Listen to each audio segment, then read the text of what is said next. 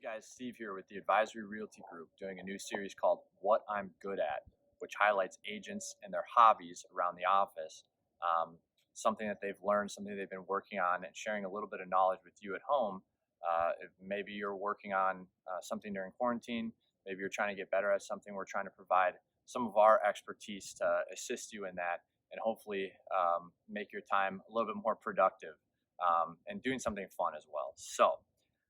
What I've decided to talk about today is golf, and more specifically, driving the golf ball, which is my favorite part of the game. If you want to talk about short game or 100 yards in, I'm probably not your guy.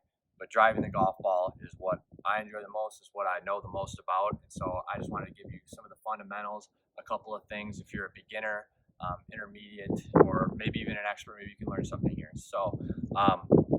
I think the most important thing to talk about is fundamentals. You need to be razor sharp on fundamentals. Golf is a very fine-tuned game. If you don't have the basics down, it's impossible to be consistent, and consistency is the key. So the first thing you need to talk about is club grip. How are you gripping the club? Now, what I do is interlocking grip. There's a number of different ways to grip the club, but I like interlocking, which is basically your pinky of your bottom hand interlocking with the pointer finger of your top hand. This is the grip that my dad taught me when I was little. I've been using it ever since. It feels most comfortable to me.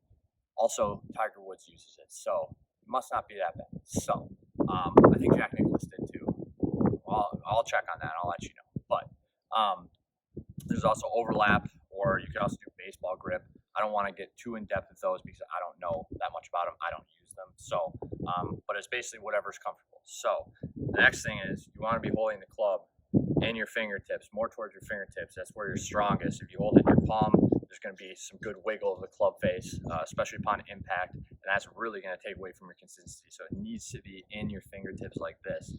A good rule to think about is it's like you're cradling a baby bird. You don't want the bird to fly away, but you also don't want to crush it. So it's not choking it, you're not holding it extremely tight, but you're definitely holding it firm.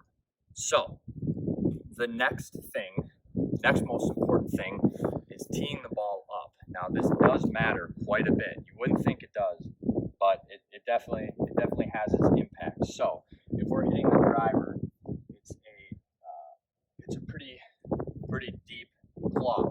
It's thicker than most other clubs, okay? So you need to tee it up a little bit higher than you would with anything else. A good rule to think about is you're about half a spear above the top crown. This way, this allows us to get under the ball and swing up on it and still be able to square it up. And then that way it's not too close, so you're not, hitting the ground first. And that's obviously not what you want to do with the driver. You don't want to be taking any divot at all. So it needs to be teed up relatively high.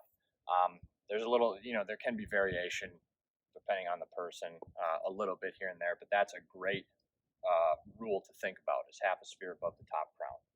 The next thing is where it's teed up in relation to your feet, to your stance. Now, if you want to come over on this side here.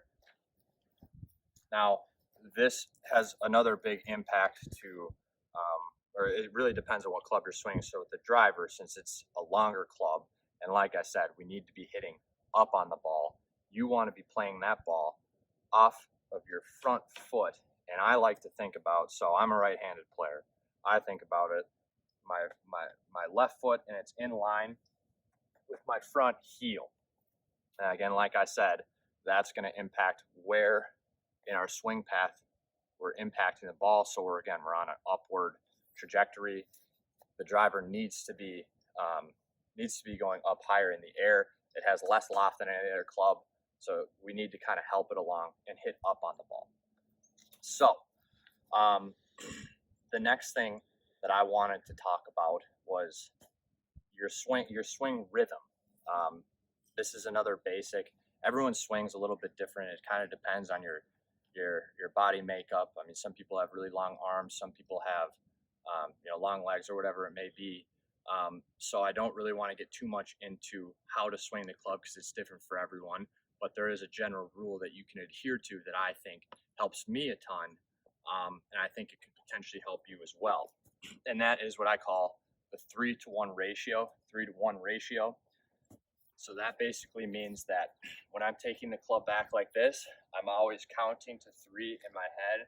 So it's 1, 2, 3, then 1 through. So again, 1, 2, 3, 1 through.